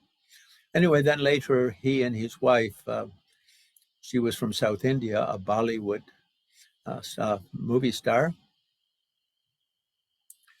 and they moved down. So they had a house in Bangalore, and their house actually became I forget what it's called, but it became a heritage site for natural vegetation of the area. The Daddy Roerich had always been super enthusiastic about botany and the such, so they brought that kind of expertise to this house, and the yard of their estate became a heritage site for local foliage. And fourth and finally, Nicholas Roerich, the spy angle. And the reason why he became thought of or pegged as a spy for various reasons, as I said, some people born to greatness and acquire it, and some have it thrust upon them. We could say it was unavoidable given the circumstances in the world and the places that his karma and travels took him. So being born in St. Petersburg, Russia, during the Tsarist era, and that era was known as the Great Game, when England was controlling all of South Asia, and Russia had expanded and was controlling all of North Asia. And so Russia was seen as England's number one enemy on the planet. And, many books were written on the subject, and all Brits sort of stationed in India were very aware of that. I love this little cartoon down on the bottom left where you got the bear and the lion, the Russian bear and the British lion, sort of looking at this Central Asian guy suspiciously, like, which one of us gets to eat you? And so this developed into a series of treaties between Russia, China, and England to try to keep Tibet and Mongolia independent from either Russia or England. And actually it was led to the loss of Tibet's freedom in the long run over a period of 50 or 60 years, basically because England didn't want to see Tibet or Mongolia falling to Russia, because so much of their own territory in Himalayan India was Tibetan Buddhist, and Russians didn't want Tibet falling to the Brits because all of East Russia was Tibetan Buddhist. So it became known as the Great Game. There's that wonderful book I put on bottom right, Bayonets to Lhasa, about the 1904 expedition into Tibet, really an invasion, but they don't like using that word. So if you look at it, Tibet's in the middle, and if you look south of Tibet, India south on the east, on the little pink bit, that's where they were living when they came to India. So anyway, the revolution happens. He goes to Europe, he goes to America, and World War I finishes. Things are kind of a little bit calm, and then enter the Tibet story. When Roerich goes to India. When he was in London in 1920, Rabindranath Tagore befriended him, or they became friends. And Tagore invited him to India. And he had always wanted to go to India from childhood, and kind of the influences of the Oriental Institute or Institute of Oriental Studies. But when he was in London at the same time, he said, oh, I've been invited to the Art Institute of Chicago to do an exhibit there and do some shows in America and so on. So I can't go right away. And he, in fact, so that took a couple of years. So he didn't get to go to India until 1923. And when he arrived in 23, there was the 13th Dalai Lama was still alive. So there in the front on the right is a book by yours truly, Little Old Moi, Path of the Bodhisattva Warrior, which has a lot of sort of talk in it about this sort of great game, because he navigated Tibet through that period. And above the 13th Dalai Lama's head is a great Mongolian Lama, Senshab Dorje from Buryat. And the 13th, usually a Dalai Lama has two Yongzhens, or great tutors or guardians, and then 7 assistant tutors, you could say. In other words, gets fully trained in the full plethora of stuff. So Agwan Dorje was one of his 7 Senshab. Now, meanwhile, if we look at the left, we see the Tsar of Russia with his 4 daughters and only 1 son. What happened? Well, in the 1890s, the Tsar was very nervous, having 4 daughters and no son. What could happen? There would be civil war if he had no heir.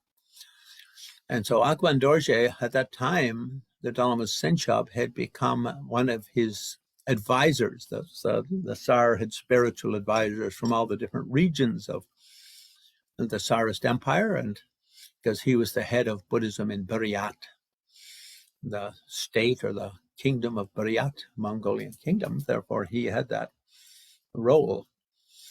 And the Tsar said to him, well, what can we do? If I don't have a male son, then we're going to have civil war. And Agwan Dorje said, well, don't worry about that. Just send an offering to the Dalai Lama for a prayer and a ritual, and he'll do a boy-making ritual, and you'll certainly have a son. And so that's what the Tsar did. And he had the son, who was a little boy there within that photograph. And then the Tsar was so happy that he allowed Senshab Dorje to build this first Lama temple. So that's officially, I think, the first Buddhist temple in any European capital city. started in maybe 1902 or 1903, something like that, but not completed, I think, until maybe 1908, 9, 10, 11, maybe even 13, something like that. I think the original, like the big sort of opening ceremony happened, but one sees different reports. But anyway, Roerich ended up as on the planning committee of that temple. So he met Senchab Dorje as a young man, just himself just graduating from university, and he worked with Senchab Dorje to design this temple. And in fact, the top story of it has the 8 auspicious symbols made in stained glass, Buddhist symbols, by Roerich himself. So that was really his first, you could say, direct account with a Lama. So needless to say, once he arrived in India and was living in India, and it was learned that he had this direct connection with Senchab Dorje, the Brits became very nervous. Senchab Dorje, because the British had him as public enemy number 1 list, their equivalent. And it created a big scandal because they were convinced that he was trying to steer Tibet towards Russia and away from England. And in some ways, that led to the British invasion of Tibet in 1903 or 1904. There was a Japanese spy in Tibet at the time. What's his name? Ekai Kawaguchi, I think was his name. Wrote a book called 3 Years in Tibet. And he was the only way he could get into Tibet from India was to make a deal with the British that he would go in as a monk, and whatever he saw in Tibet, he would write back. So he was kind of like a spy, you could say, for the British government. And he saw a caravan, I think of 97 camels arriving in Lhasa. And he wrote back to England that a load of 93 camel loads of weapons have arrived. And so this is what inspired Lord Curzon to invade Tibet in 1903, 1904. And in fact, those were not weapons of the Tsar to say thanks for the baby making ritual. I'm sending these offerings, and any caravan going long distance through Asia needed to have an armed guard because they're carrying treasures, and the hills are filled with bandits. And so that basically set the stage for Roerich coming out of Russia and taking up residence in British India when he had directly met and worked with Agwang Dorje in Tibet, or in St. Petersburg, just after his own graduation from university, and had been part of building that first Lama temple. So the Brits were completely convinced that he was a spy for Russia, but still they let him stay there. And so that became sort of number 1 occasion when his spyhood rumors began. Then second, 1923, then 1925, 25, 26, 27, 28, he leaves India to go up through Ladakh, and he wants to go up and travel up to Moscow and see how things are going under communism, because he was born there and he hadn't been back. His brother was still living up there. And he wanted to go to Mongolia because of this whole Shambhala thing. And so he managed to convince Horsch in New York to sponsor him to do all of that. And then for the Brits, him leaving India and going up to Moscow was very disconcerting. This is 1925. And so their World War I, was over, and they were starting to get all kind of nervous about things. And while he was up there, he met Lenin, and he liked Lenin's idea that rich and poor, there should be some sort of equality, because he had grown up in a wealthy family, and he had, I think, sympathized with those less fortunate than himself. And he saw it having a positive potential.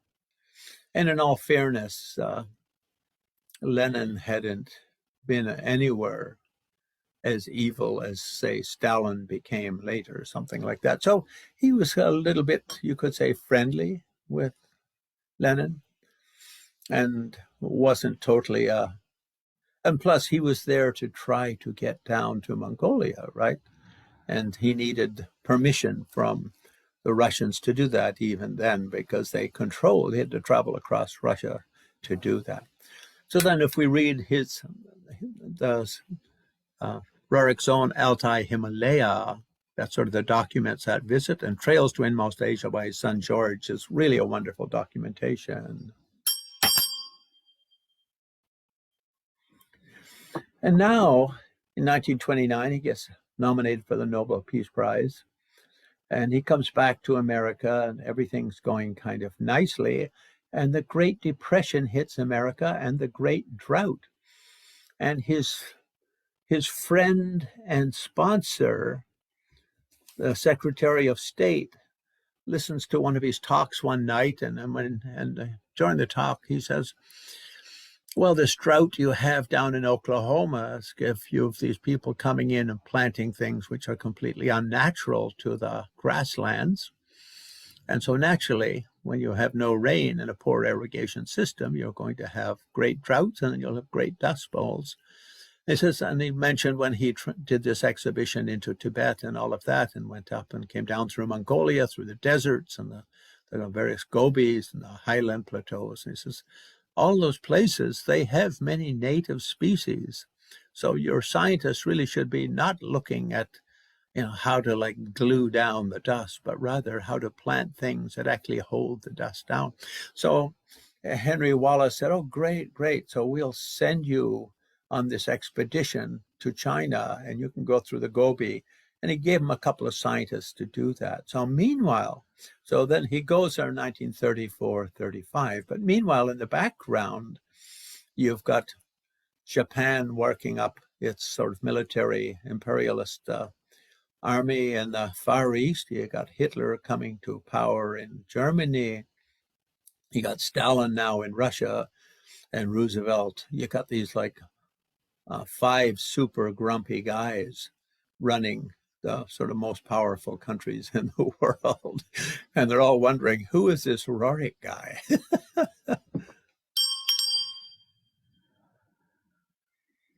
So then he goes on that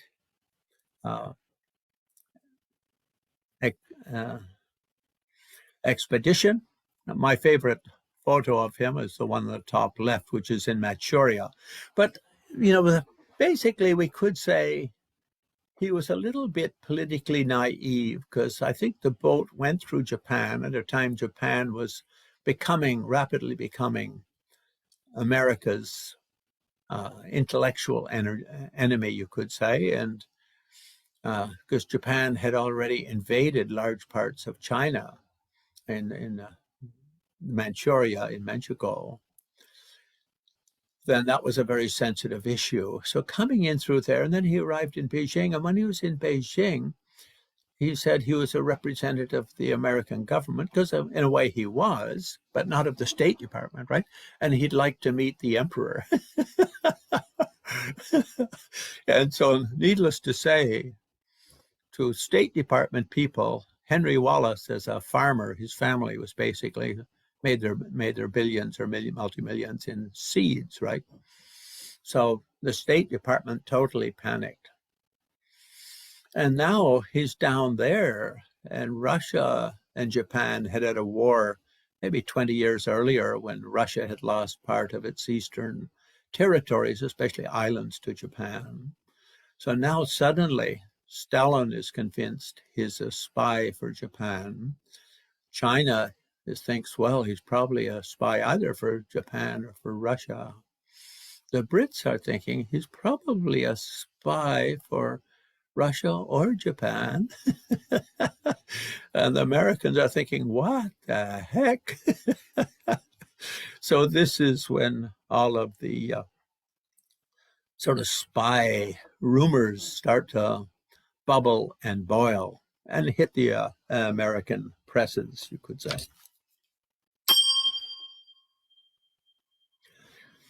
And so after everything continues okay. The Roerich Peace Pact does get signed, but then right afterwards, within a few months after that, uh, things fall apart in New York with the Master Institute, and the Great Depression brings all of that and the obvious coming of war.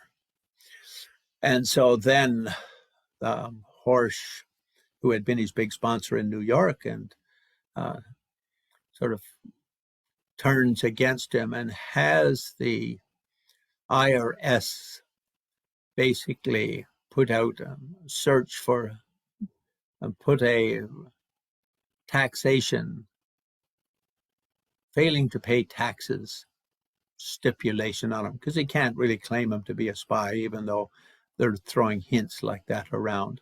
And Henry Wallace, who had been his big supporter, now with elections coming up, gets a little bit nervous about the whole thing. So he sort of drops out of the thing. And the Brits now, when he's back in India, think, well, he might be a spy for some of those other people, but we're going to keep him in Kulu. So he stayed in the Kulu Valley pretty well for the rest of his life. But in Kulu, he did very well. So he was there for, I don't know, 11, 12 years, I think. But, traveled elsewhere around India. But Nehru and the Nehru family and Indira Gandhi family and her dad Nehru totally embraced the idea of him there. And English rule in India was coming to an end. So then Nehru basically sponsored him as a kind of unofficial government artist in residence, and had all of his friends in the museums around India buy Roerich paintings and stuff. So he managed to live out the remainder of his life. And we could say from that last 10, 12 years of his life that he couldn't travel due to all of these spy allegations. He actually had one of the most productive painting periods of his life.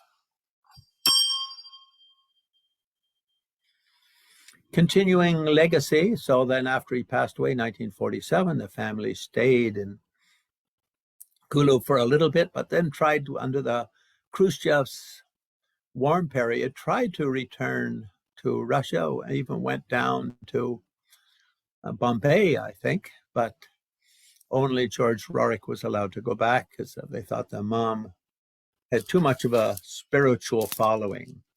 George seemed to be a little bit more on the academic side. And Sedislav didn't want to go back because he was happily married to a beautiful Indian woman. And meanwhile, back in New York, I think 1937, the master, I could have the date wrong, the year wrong by a year or so, but failed. And basically, members or supporters of him could come and pick things up, and they held a kind of fire sale selling his paintings and, Tibetan texts and statues and all those things. So people who supported him could come and buy them if they wanted. And a lot of things that weren't wanted were just thereafter just sort of dumped, you could say. But fortunately, a number of people got together and they bought up on the top left that building on 107th Street, a 5-story building that became the first Roerich museum in the world.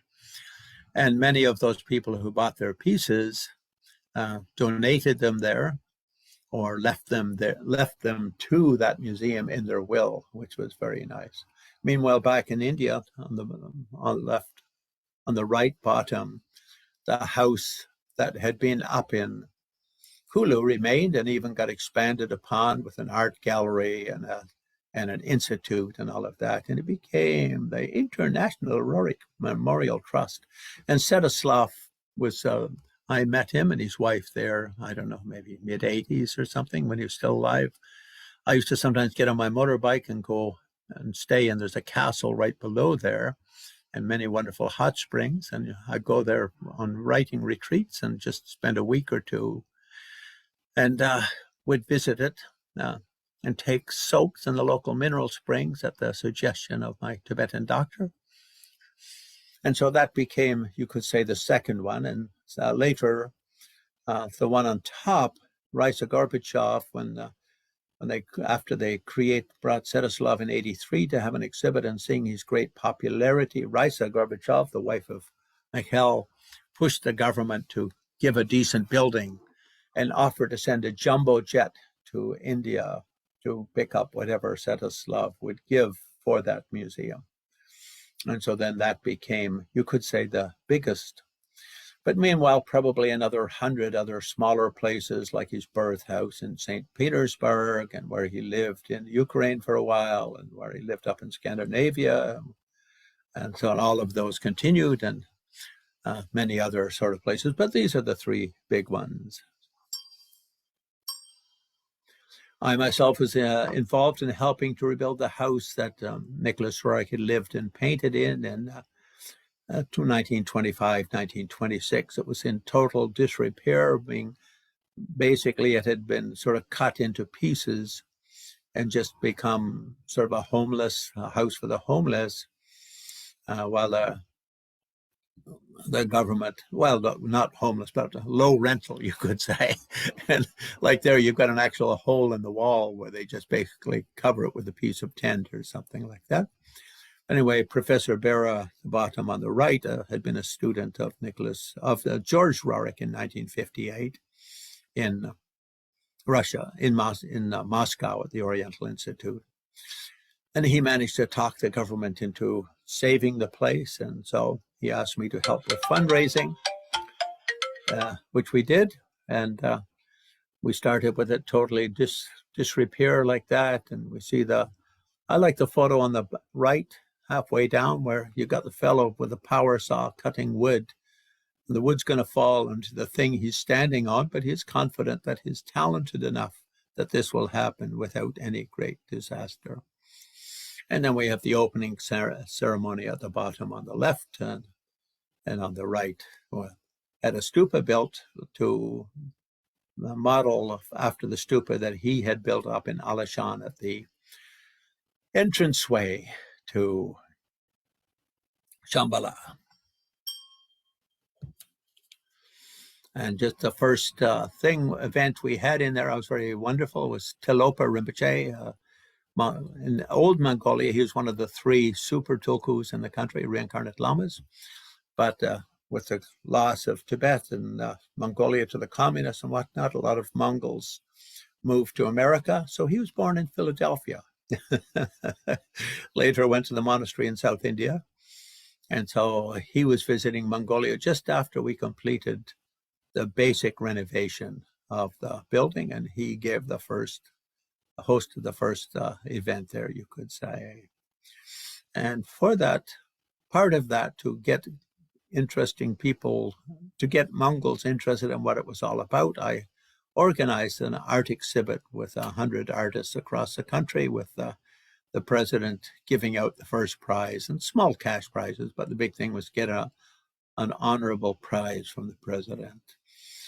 And my favorite painting in it was the one on the bottom left, which I used in my video, but I don't have a copy of the actual one. But this is the way it appeared on a video I made of a Mongol riding across the steppes, seeing a Roerich painting a painting. I thought it was very clever. And the top right is the second prize, which is the fellow meditating inside of a kind of a crevice, you could say, and with the 3 Roerich circles in front of him. And the last one, I think, is, so when you look at stuff on the web about Roerich, basically you've got these people who think of them as this sort of Messiah kind of family, but I don't know how they rank compared to other messiahs of the world, but at the very least, they're very great beings. So with that, I'll close. I can only take 1 or 2 questions because I have a 4 o'clock webinar with California, but we've got about 5 minutes there. Yes, Lama, there are a few on the chat, if you're able to read it. If not, I can read it to you. Let me find my chat. Oh. Why don't you read me the ones that you think are interesting, that are most important? Let's see here. Do you think the theosophical teachings of the Ascended Masters or the Elder Brothers stems from the Blavatsky culture knowledge of the Russian legend of the cave dwellers? I don't know about that sort of thing too much. I think it was very popular. I think it was more popular, more acceptable for peoples to do a kind of a trance presentation of their ideas than to say what to speak something from another tradition. I think it might have been more like that. But in the Buddhist world, we do think that ascended masters in Buddhism are sort of like the Arya Bodhisattvas or the Sambhogakaya emanations of Buddhas living on higher planes, or I shouldn't say living on higher planes, but on a more subtle dimension of being. And so we can only really notice them when we're in a very, very deep state of trance, or sometimes they can talk to us in dreams when our mind is more subtle. And special peoples with a kind of channeling talent, you could say, are able to step back and allow these people some space within their body to sort of take over and speak through them. So I don't think that's an impossibility. I've always been very impressed when I went to the Tibetan oracles. So all of the Tibetan oracles I've interviewed have been very, very wonderful. So there's one more really interesting question here. The person says, I don't know if it's true, but did Roerich find the entrance to Shambhala once the Mahatmas of Shambhala gave him a letter to give to the government of the world to take care of the earth? In the journey into the Himalayas, he was also under direction by the CIA. What do you think? He went there long before there was a CIA. But when he went to that part of Tibet, he went to Moscow, and then he came down to Buryat. And to get from Buryat to Mongolia, he had to go down accompanied by the Russian intelligence service. And in those days, American cars were very popular world around. They actually drove from Buryat down to Ulaanbaatar along old grassland roads. Wow. In a Dodge, which is kind of cute. And so there's a movie was made about 10 years ago in Mongolia, which was, so after Roerich became very popular during communist period in Russia, Soviet Union totally hammered Roerich and his whole legacy, because Stalin came to regard him as an enemy because he didn't at all like what Stalin was doing. And obviously, as a peacenik, Stalin was no peacenik. So, and creating that kind of peace pact with 21 governments of North America upset Stalin. So, anti-Roerich propaganda was very strong in Russia from, say, 1935 or 1940, from the time Stalin went a little bit bananas, up really until Gorbachev came along, and in the mid 80s, early 80s, and then Svetoslav was invited to come up. So was American intelligence interested in having Roerich take notes for them on various things? Probably. I mean, when I went to Tibet, I don't know, just after Tiananmen Square fiasco in China, the CIA in the embassy, American embassy in Hong Kong, and also the CIA in the American embassy in Chengdu, my entry point, both invited me for dinner. Being Irish, I'm always happy to go have a dinner with at government expense with intelligent people, because obviously if you work for an intelligence department, you should be intelligent. And they asked me when I was there if I mind keeping an eye out, because they weren't allowed to send anyone in. And an American had been there a few weeks earlier and had committed suicide in one of the hotels, and they hadn't been allowed to go in and all this. And would you mind telling us how many tanks are where and that sort of stuff? And I thought, sure. They didn't pay me anything for it, so I wasn't a professional spy. But in that, I would say China was not behaving very well. They murdered 5 million people between Tiananmen Square and the 6 months to follow as they rounded up youths who they thought were sympathetic to that movement. So I didn't regard that at all as something that was negative for me to do or anything like that. And America just really wanted to know how tight was the crackdown in Tibet, and they had no other way to know. And I'm sympathetic with Tibet. So I think when Roerich went to Russia, he was sympathetic with the communist movement because he thought, well, the old way of aristocrats having 95% of the wealth and the other 95% of people having 5% divided between all of them is not so good. And this is kind of equal division is kind of a nice idea. And I think when he was in America, he liked America. America was in a very positive frame of mind in those days. I mean, at least the public perception of it was. There may have been dark thoughts amongst the, Banana Republic promoters and putting in dictators here and there around the world. But in general, America had a very hopeful thing. I think another thing we have to take into account with Roerich is that he really, he came, end of World War I led to the League of Nations and the thought of the war to end all wars. And the League of Nations would bring this whole new kind of way of humans living without fighting. So that kind of optimism was there, and he was up and carried away with it, and very moved by it, I should say.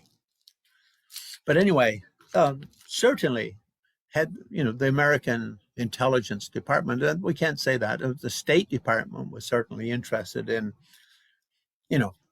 using him as a resource if it could help them in furthering American interests, and Brits were certainly interested in that.